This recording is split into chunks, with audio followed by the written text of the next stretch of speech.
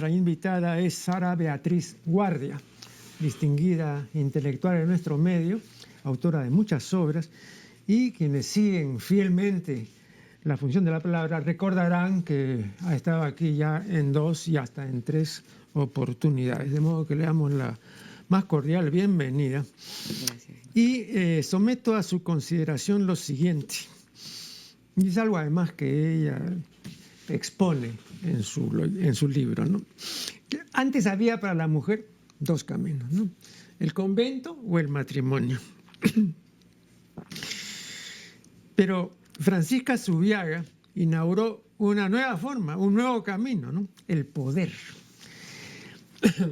Ahora es curioso, pero Francisca fue novicia, ¿no? Y durante creo que como 5 años, que ya después la retiraron del convento, ¿no? Y esa misma persona es la que ejerció un dominio arrogante y por una serie de hechos de su vida que tú conoces muy bien, se hizo para mucha gente odiable, ¿no? Pero eso me parece casi es inevitable, por lo menos, por ejemplo, en este caso, tratándose de ella. Yo en un caso muy distinto he tenido oportunidad de ver algo, digamos, en un nivel, llamémoslo doméstico, ¿no? Hace muchas décadas ya, por lo menos 5 décadas, quizá un poco más, cuando se inauguraron las tiendas Monterrey y Tía, se contrató a un personal femenino, ¿no? A una cantidad de empleadas. Y nosotros por entonces, con un grupo de investigadores muy jóvenes, hicimos una investigación que se refería al hecho de tener una jefa y de tener un jefe. Bueno, para nuestra sorpresa, una cantidad significativa de empleadas dijo que era preferible un jefe. Porque cuando la mujer ejerce mando, lo ejerce mal y abusa. Ahora, yo no sé si se puede generalizar, pero tampoco las empleadas de esas tiendas pues son un equivalente ni remoto de Francisca Zubiaga, ¿no? Que fue una mujer, aunque discutible, pero fue pues, excepcional, ¿no? Entonces yo lo primero que te pregunto es eso, ¿no? ¿Por qué ocurre esto tan a la continua en el caso de la mujer?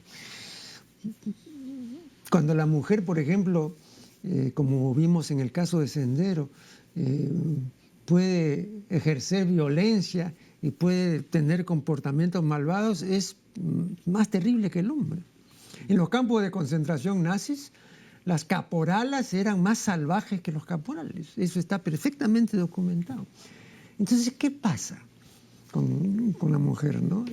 ¿Por qué en esas situaciones que no son normales la mujer se desata y es capaz de cualquier barbaridad? Pienso que primero voy a referirme a por qué fue odiada Francisca Zubiaga, y que tiene evidentemente una connotación que tú le has referido. Hay una reacción mayor cuando el que manda es una mujer que cuando el que manda es un hombre. No creo necesariamente que el hecho de mandar, ser hombre o mujer, sea que los hombres manden mejor, que sean más buenos o que las mujeres sean más crueles.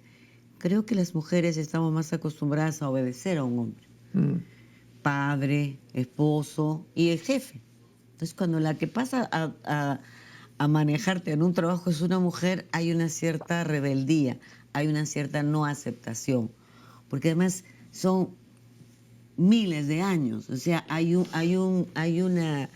Ya es hasta genética esta sensación de que sí, me manda un hombre, está dentro de lo normal, pero no una mujer. Hay algo de esto también en lo de Francisco Zubiaga, teniendo en cuenta que estamos hablando de 1830, 1835, 1833, todo este periodo, ¿no? Que está la naciente república, porque como sabes, la independencia real no fue en 1821, el 28 de julio, sino después de la batalla de Ayacucho el 9 de diciembre. Ahí es donde empieza realmente los congresos, aunque había habido reunión de congreso y todo, a forjarse la república. Y claro, Imagínate tú, una mujer en ese momento, que no es que acá es lo más importante de Francisca Subiaga, no es que ella toma el poder con el esposo y porque el esposo es el mariscal y el esposo es el presidente, ella también es no.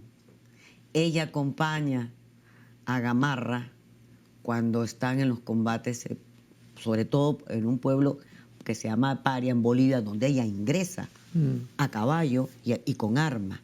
Es una mujer que se va haciendo, no que se hace en el poder.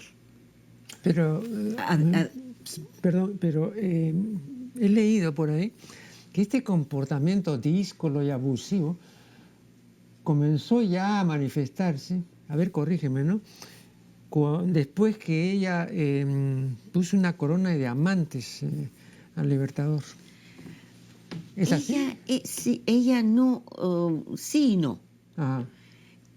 Ella, Gamarra es prefecto en Cusco cuando llega Bolívar, ¿no? El gran libertador Bolívar.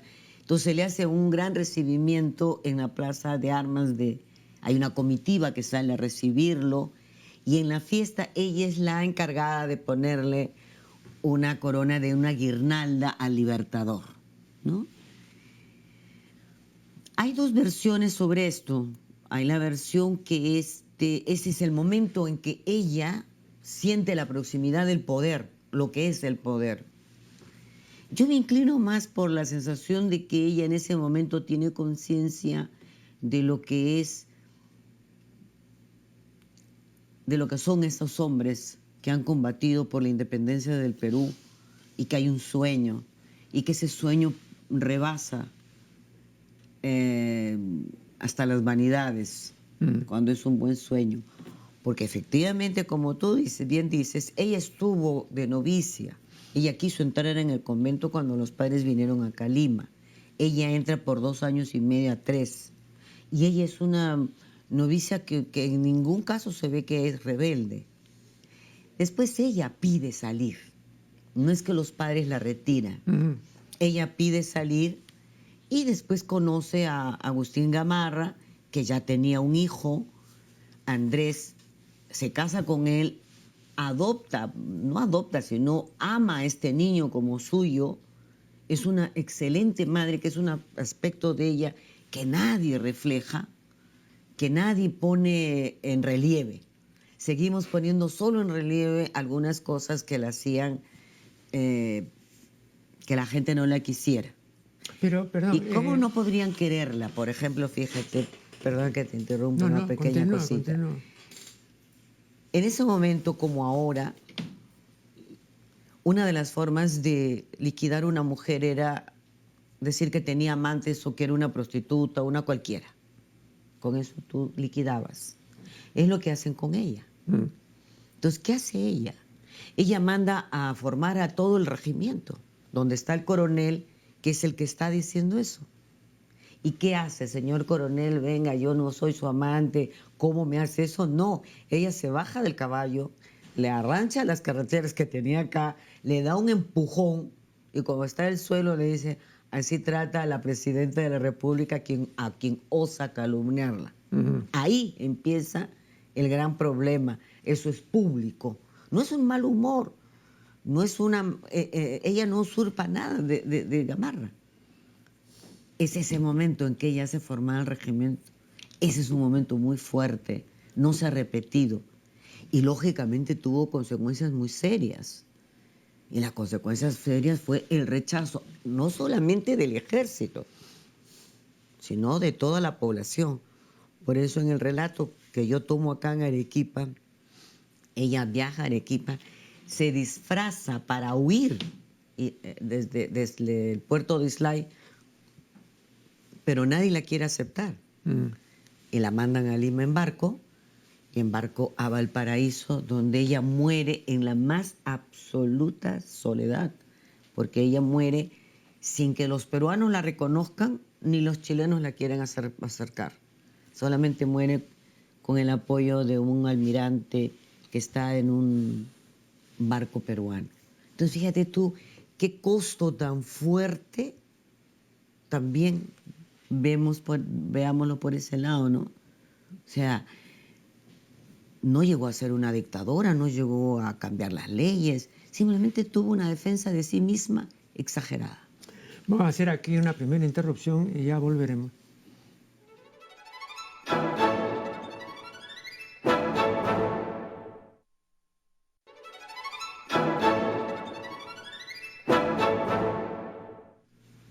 Estamos dialogando con Sara Beatriz Guardia.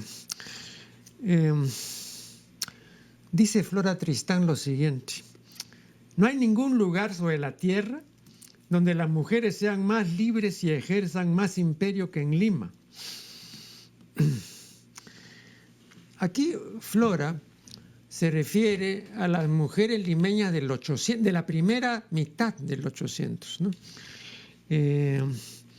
Pero después, cuando comenzaron a desaparecer las tapadas, y creo que Fuentes ya dice que en su tiempo ya había muy pocas tapadas, ¿no? Las limeñas dejaron de ser, no diré pues libérrimas, ni siquiera ya llegaron a ser libres. Entonces, ¿qué pasó?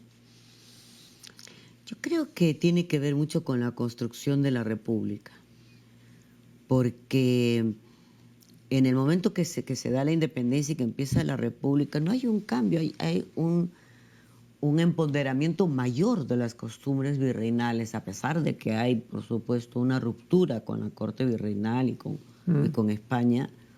El clero sigue teniendo una preponderancia fuertísima. No te olvides que las primeras escuelas para las niñas a partir de 1827, 1828, solamente comprendían bordado,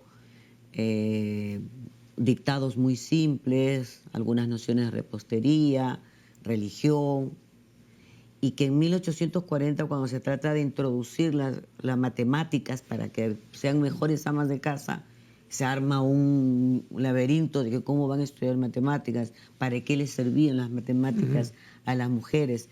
Y es solamente a partir del 1880, 1890, cuando hay esa gran ruptura en la que está González Prada, Clorinda Mato de Turner, Mercedes Cabellos, donde hay una visión mayor de lo del papel de las mujeres en el tema de la educación, en el tema de la vida social, en el tema de la literatura. Yo creo que esto demoró muchos años y que mientras esto demoró, la visión de Flora Tristán de esos años es una visión, además, ella está acá en Lima, ella llega unos 4 o 5 meses antes de irse, es un poco tiempo.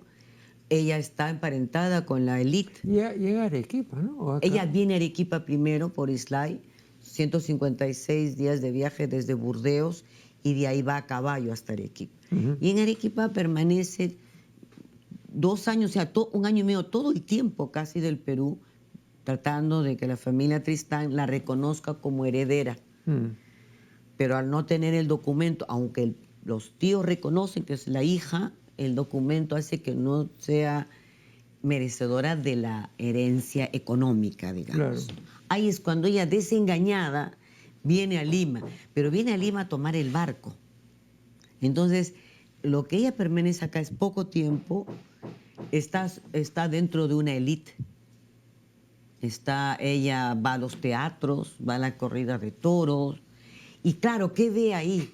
Mujeres hermosas, muy bien arregladas, aparentemente con muchísima libertad. Y lo que más la sorprende es que hay mujeres que pueden taparse el rostro y salir y tener una vida no expuesta a otras miradas, ¿no? Pero creo que todo eso obedece a todo un tránsito entre lo que en lo que significa la construcción de la República, sobre todo a partir del 1880 y 90 con este grupo intelectual tan fuerte, porque en ese periodo también se crean las, ¿cómo se llama? Las veladas literarias. Entonces las veladas literarias son pues sitios y espacios donde los hombres van, y las mujeres van y conversan y tienen toda una temática que no tiene nada que ver con el esposo ni con los hijos, sino que es una cuestión social. ¿En qué año hizo la Gorriti eso? Gorriti llegó acá en 1800, las veladas son entre 1882, 83 al 1890. En 1890 ya está, ya está exilada en Buenos Aires Clorinda Mato de Turner, y Mercedes Cabello está en el manicomio de Lima. Claro, pero había antecesoras, me parece que, por ejemplo, estaba la chiclayana Elvira García, del año 56, me parece. Ahora, Teresa Fanning, sí, no sé de qué. Son ese periodo, en el periodo, por ejemplo. ¿No? De Ica. Ella crea un liceo Fanning para las niñas, para que se eduquen. Es que todo esto se va a dar después de la reforma que hace el presidente Castilla. O sea, no solamente libera a los negros Castilla, sino da una reforma en la educación en la cual permite que se amplíen los cursos realmente de estudios para las mujeres. Tú sabes una cosa a propósito, un breve intermedio, y esto lo refiere José Gálvez en su pequeña gran historia.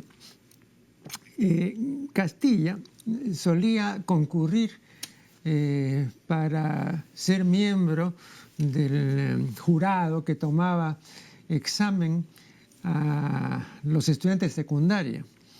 Y a él le gustaba preguntar directamente a los estudiantes, ¿no?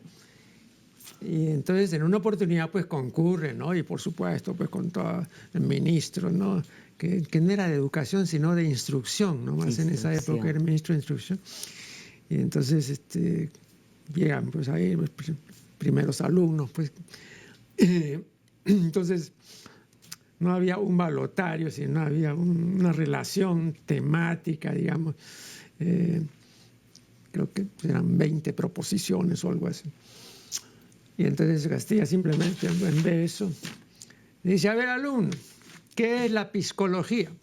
Entonces el profesor que estaba al lado le da un codazo y le dice: general, es psicología, es una palabra de origen griego.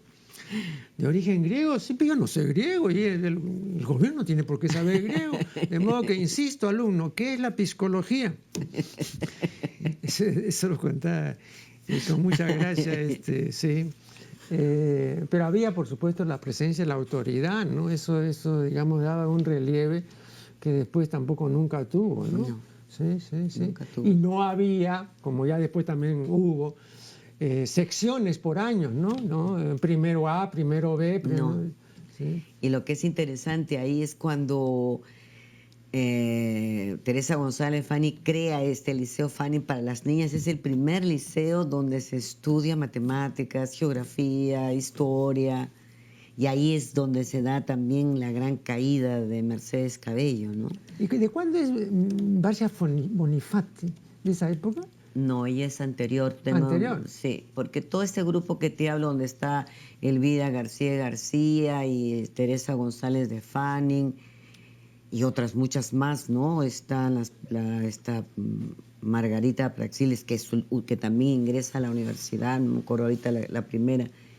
Es 1880, 1895, hasta 1908 que se da la ley en que las mujeres pueden ingresar a la universidad. 1908 recién se permite el ingreso. Antes de la guerra con Chile. Después.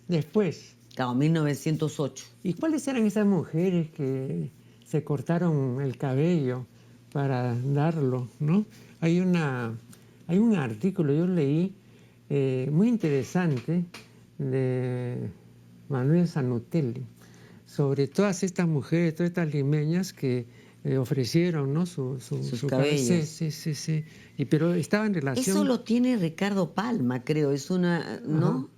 Pero no es así algo ficcional. ¿Ah? No, es cierto. Sí. Está basado en que al no tener las joyas para donarlas, donen sus cabellos. Así es. Sí. Claro. Bueno, entonces ya explicaste qué pasó, ¿no? Aquí hay una cita muy interesante que sigue teniendo validez, una cita de Flora. Sigue teniendo validez, indudablemente. Dice, instruid pues al pueblo. Es por ahí por donde debéis empezar para entrar en la vía de la prosperidad. Estableced escuelas hasta en las aldeas más humildes.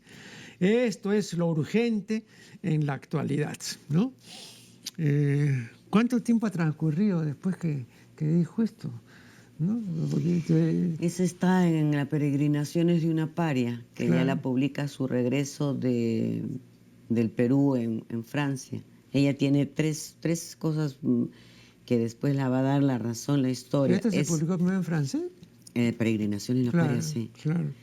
Se publicó allá. Es la primera Peregrinaciones de una paria donde ella habla también de la educación de las mujeres. Ahí está esto. Cuando ve los conventos, cuando ve cómo se están educando, qué está pasando en los conventos, cómo las mujeres entran ahí para siempre, cómo no hay ninguna forma de salir y cómo dentro de esos conventos persisten las envidias, las clases sociales, las que entran con mucho dinero, las que no entran con dinero, todo este aparato. Sí, eso está muy bien descrito. Y lo otro es cuando ella ya, la unión de las obreras, ¿no? El otro gran aporte que se adelanta a Marx, donde dice que solamente la unificación de los asalariados, donde están las mujeres también obreras. Porque ella murió en el 44, ¿no? 48, creo que 44, 48, no me acuerdo. Sí. Porque ella murió, perdón, nació el 3. Sí. El 3. Sí. Claro, ella ha muerto del 40. Y es también en ese periodo, es también en el 3 que está, curiosamente, Dominga Gutiérrez es del 9. Es una generación. O sea, cuando yo escribo el libro, yo empiezo primero a estudiar a Dominga. ¿Qué es lo que me impresiona a mí de Dominga? Es cómo el honor es absolutamente masculino. El honor no pertenece a las mujeres en ese periodo en Arequipa. Las mujeres no cuentan en absolutamente para nada. Por eso que cuando el novio la engaña a ella, porque lo que quería era su dinero, cuando ella tenía 13 años, y se va con una viuda que sí se podía casar inmediatamente con ella, lo que hace la madre no es castigar a este hombre que se ha portado tan mal con la hija, sino que la castiga metiéndola de por vida a Dominga Gutiérrez al convento. Dominga Gutiérrez queda ahí apresada. Ella no tiene ninguna posibilidad de salir. Lo que yo hago en el libro es crearle una voz, porque todo lo que yo registro acá es histórico, pero en ningún caso ellas hablan. Claro. Y yo lo que he puesto es que ellas hablan, cómo ella se le imagina la forma que va a huir. Y cuando ella se escapa es cuando llega Flora y sabe que hay este juicio porque es el gran primer conflicto que hay entre el derecho constitucional y el eclesiástico. Y es cuando ella entra al convento para ver de dónde se ha escapado la prima, que es una prima también de ella. Vamos a hacer acá una nueva interrupción y ya regresaremos.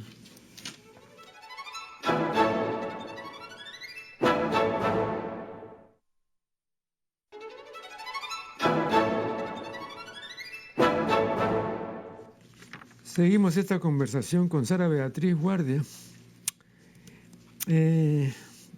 Aquí en la página 155 dices, cuando el presidente Gamarra y la mariscala gobernaban en el Perú, una monja, Dominga Gutiérrez, abandonó la noche del 6 de marzo de 1831 el monasterio de Santa Rosa, dejando en su lecho el cuerpo de una mujer muerta, vestida con su hábito, al cual le prendió fuego. El cadáver carbonizado fue enterrado y llorado al día siguiente, creyendo que se trataba de Dominga Gutiérrez. Poco después, la evasión de la monja fue descubierta. ¿Cómo fue posible todo esto? Es una pregunta que me he hecho varias veces al escribir el libro de cómo se va configurando un razonamiento que tiene ese resultado tan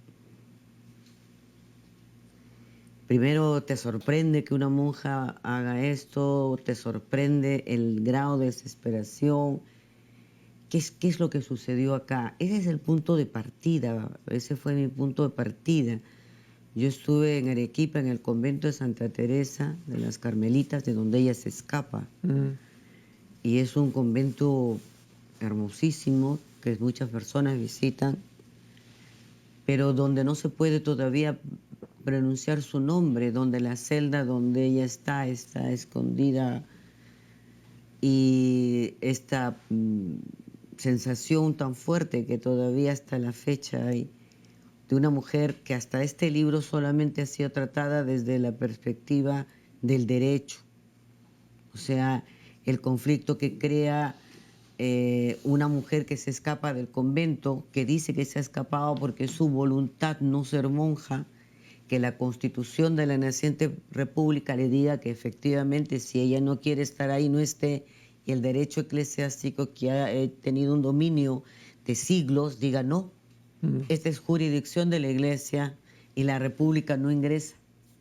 Entonces se crean dos bandos entre los liberales, y es una lucha muy fuerte. Pero técnicamente es así, porque hay un código de derecho canónico. Así es. Entonces es ese código el que rige cualquier, digamos... Por eso es que tienen que pedir la intervención del Papa, y el Papa al final le acepta que la monja salga. Ajá. Bueno, ¿por qué llega a esta desesperación? Yo voy analizando desde toda la vida de ella, por qué entra al convento, y ella entra obligada al convento. Al comienzo piensa que será un año y que ella descansará. No he encontrado en ningún libro que trata sobre Dominga Gutiérrez desde el aspecto de estrictamente de leyes y códigos. ¿Por qué la madre la odiaba tanto a ella? ¿Por qué se desentiende de esta chica de 13 años metiéndola en el convento? ¿Cuánto fue el dolor que ella sintió a lo largo de estos años, cuando ella, viendo que se la visitaba menos, que cada vez era menos persona, que ya cada uno tenía una obligación en el convento, que había que levantarse a las 3 de la mañana, el primer rezo, a las 6 el segundo rezo, algunas en ese momento iban a la cocina, otras iban en fin, y después el rezo, y cada 15 días un momento con la familia, este dolor que va acumulándose. No está en los registros, yo lo he puesto de manera ficcional, y es que cuando dos monjas se encuentran en el convento de Santa Teresa en España, en Ávila, Santa Teresita y Santa Teresa en Arequipa, una monja le dice a la otra: hermana, tenemos que morir, y la otra dice: hermana, la muerte es nuestra liberación. Yo después de buscar mucho, pienso que la gran desesperación de ella, repitiendo todos los días: hermana, tenemos que morir, hermana, la muerte es nuestra liberación, ella lo primero que ha debido sentir es que su muerte la liberaba, que ella muriendo se liberaba. Y creo que hay un periodo donde ella pide a Dios morir, porque no quiere. En ese periodo, las mujeres de la élite en Arequipa y en otros sitios entraban a los conventos con su criada. Ella ha entrado con María Arias, que era quien la cría desde la infancia, y María tenía un gran afecto por ella. Lo mismo que Antonia Pastor, entra con Antonia Pastor. Y María Arias es también la que viene los domingos a visitarla. Entonces, hay un momento que a alguien se le ocurre que por qué la muerte de ella y por qué no la muerte de otra persona. Y entonces ahí empiezan, esto dura años. Esto no es una idea que se hace en un momento. Primero tienen mucho temor de si van a poder encontrar un cadáver, si van a poder sacar el cadáver de la morgue. Y luego se dan con la sorpresa que era muy fácil sacar cadáveres, que acababan de fundar el cementerio de la Playeta en Arequipa, y que ahí iba la gente que podía pagarse un entierro, pero que había mucha gente que en la morgue que nadie les llamaba, nadie los pedía, nadie se acercaba. Entonces, primer aspecto, se podía conseguir el cadáver de una mujer que había muerto. El otro gran problema es cómo lo ingresas al convento, para lo cual, que ella tiene el dinero, alquilan una habitación frente al convento. Y ahí empiezan a vigilar de adentro y afuera el movimiento. Y se dan cuenta que la madre portera, la que tiene la llave, es la madre clave en todo esto. Porque es la madre que, además, nunca se sabe quién es. No es una...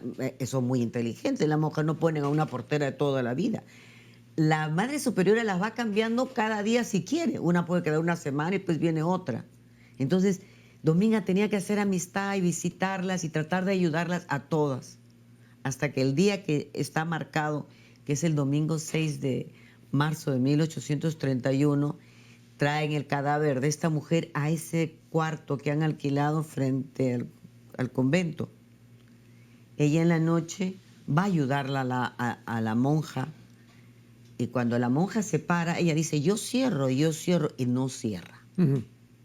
Ahí es que cuando pasan todos al comedor y después van al rezo y después van a dormir, ella se levanta, abre la puerta y entre las tres mujeres arrastran el cadáver de esta mujer que ha muerto, le ponen los hábitos de monja, ella se pone la ropa que le han traído Antonia Pastor y María Arias y le prenden fuego para que crean que es la monja la que ha muerto en un incendio.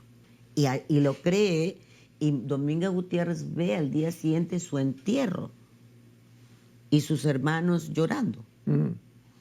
Ella cree a las 4 o 5 días que va a la casa de unos tíos de ella, de una hermana de la madre, que verla viva iba a ser la felicidad más grande para su familia, que ella no había muerto. Y que lo único que quería es que la oculten y que la gente piensa que ella murió y un día viajar a Lima o hacer su vida o con otro nombre. Piensa que la van a ayudar. Lo que ella nunca imagina es que la madre diga, prefiero verla muerta. Y va donde su hermano, que es el cura Mateo de Cosío, que era un cura importante, y la acusa a su hija. Y el cura no tiene otro remedio que ir donde el arzobispo, y entonces se le declara juicio por apostasía. O sea, se ha escapado del convento, ha renegado de Dios, y entonces toda la población se pone en contra de una mujer que ha hecho eso para escaparse de un convento. Pero a la par que mueve mucho esta situación al rechazo, también mueve a la solidaridad, también mueve a preguntarse a la gente qué cosas son los conventos que la gente se puede escapar con esa desesperación. ¿Dónde está la libertad individual de decir no quiero esto o sí quiero esto? O sea, es un momento bien interesante, 1831, 32 y 33. Llega Arequipa Flora Tristán, en enero hay el golpe militar, llega Francisca Zubiaga, son 3 mujeres unidas por el dolor.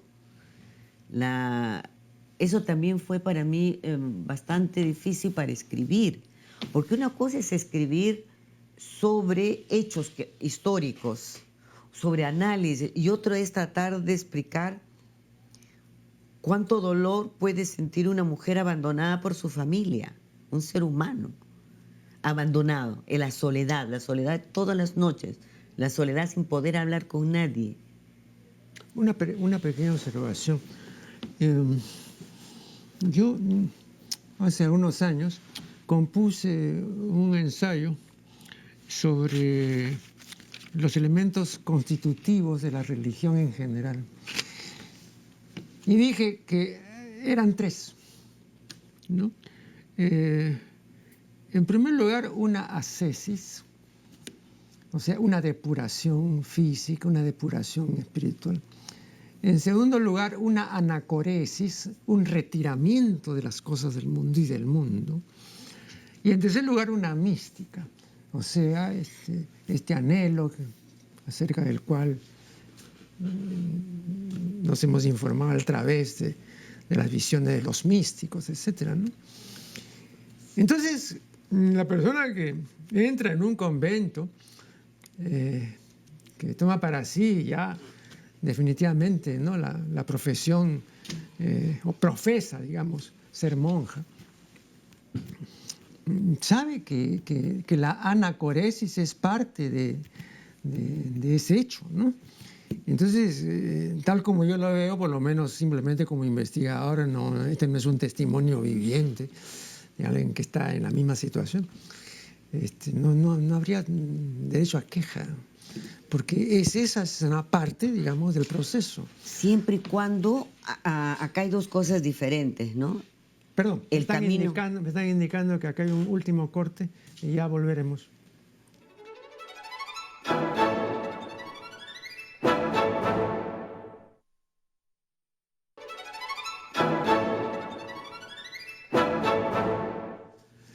Este es el último tramo de una interesante conversación, como todas las que sostengo y he sostenido con Sara Beatriz. Y le cedo inmediatamente la palabra porque tenías que completar tu pensamiento. Sí, yo estoy totalmente de acuerdo con lo que tú dices respecto de las condiciones de cuando una persona se dedica a Dios, por decirlo de una manera. Esta depuración interna, esta aceptación del aislamiento, este misticismo, pero considero que eso es cuando la persona opta por esa vida. Así es. En este caso, ella fue obligada y cada vez que le dijo a la Madre Superiora que ella no estaba para esto, que ella no podía soportarlo, el consejo de la Madre Superiora era: eso es el Satán. El diablo te está aconsejando, porque donde más trabaja el diablo es en los conventos, para sacar la gente. Entonces, si tú le haces caso al diablo, te vas a ir del convento. Y claro, en el primer momento ella se resiste y piensa que debe quedarse, porque si no está en las manos de Satán, de Satanás. Entonces ella dice no, y hay una lucha, son varios años, hasta que finalmente va donde el padre confesor. Y el padre confesor repite de alguna manera lo mismo. Hay que tener piedad, hay que tener humildad y resignación. No le habla de que Satanás la está aconsejando, pero le pide ser mejor persona, aceptar su destino. Es cuando ella encuentra todo cerrado que incursiona en este campo. Pero los demás santos o las demás personas de la iglesia que han optado, como estamos comentando ahorita, como Santa Teresa o Santa Rosa o San Martín de Porres, que han podido tener una vida muchísimo más holgada, con beneficios de todo tipo, materiales, y sin embargo optaron, fue la decisión. Ajá. Lo que no tiene que ver con la presencia de Dios en la vida de Dominga Gutiérrez, que es algo que ella todo el tiempo trata de separar, incluso, que es por eso que el Papa interviene, porque cuando ella ve que su caso está siendo ya aprovechado para atacar la iglesia, porque hay un momento en que la gente la defiende sanamente, pero después empiezan a atacar ya los conventos, atacar al arzobispo, entonces ella dice, eso no. Y ella, ¿quién apoya públicamente? Al arzobispo, que la estaba negando su derecho. ¿Por qué? Porque representa a Dios, porque ella no se ha ido de la iglesia, ella no quiere estar en el convento. Y es ahí cuando le dan la posibilidad de hacer una vida, digamos, como ella deseaba, pero no le retiran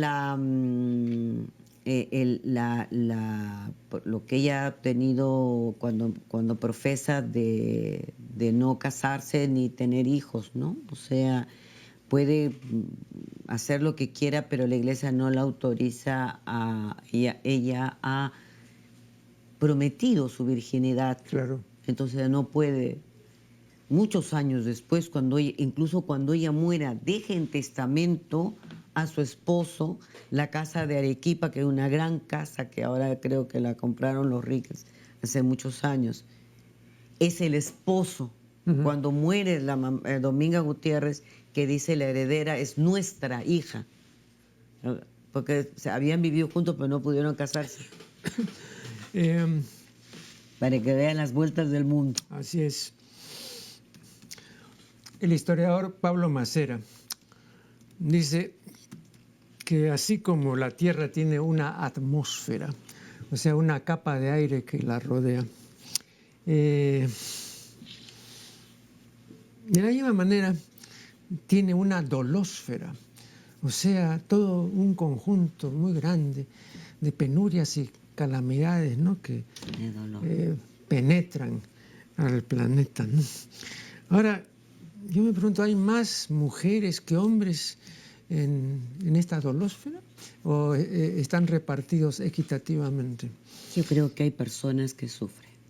O sea, el dolor, en algunos casos te pueden decir, no, son más, las mujeres sufren más, porque bueno, ponte a pensar, la mayoría se queda sola con hijos. Hay un porcentaje enorme de mujeres solas con hijos, lo cual implica una labor que sería, que es impresionante, porque tienes que hacer de mamá, de papá, traer el dinero, todo, ¿no? Pero creo que el dolor también es infinito en los hombres, y creo que no es que uno sufra más que el otro, creo que hay condiciones que han hecho que los hombres también sufran mucho, porque ¿quiénes eran los que llevaban en las galeras? ¿Quiénes eran los esclavos que abrían los caminos? ¿Quiénes son los que han hecho las minas en el Perú? La explotación minera en el Perú de la época virreinal ha sido monstruosa. No, y la del caucho también. Y la del caucho. Entonces, bueno, yo te preguntaba esto, ¿no?, porque siempre hay la tendencia, ¿no?, a que para usar, digamos, la metáfora cristiana que, como dice Jorge Luis Borges, es impropia, ¿no?, porque se habla de que este es un valle de lágrimas. Y Borges decía con razón de que es una metáfora impropia porque lo propio habría sido pues un río de lágrimas, ¿no? No un valle. Un valle, ¿no? Pero de hecho, no, digamos, hay todo un sufrimiento que por temporadas acrece, a veces relativamente disminuye, pero siempre está esta dolósfera, ¿no? Y también hay esta creencia, no sé si se puede demostrar pues cumplidamente en el terreno ya de los hechos, que las mujeres, ¿no?, son más sufrientes, ¿no? Pero a veces estos sufrimientos dependen también de la promoción que hagas. La victimización también. Posteriormente. Aquí se ha hablado, por ejemplo, de holocaustos, pero yo muy rara vez he oído que se hable del holocausto de la raza indígena cuando llegaron los invasores. Así es. Cuando llegaron los invasores eran creo que 11 millones y después se redujo eso pues a una cantidad... Terrible. No, terrible, ¿no? Pero nadie ha dicho nada. Nadie ha dicho nada. Así como también yo eso lo recordaba en un programa anterior, ¿no?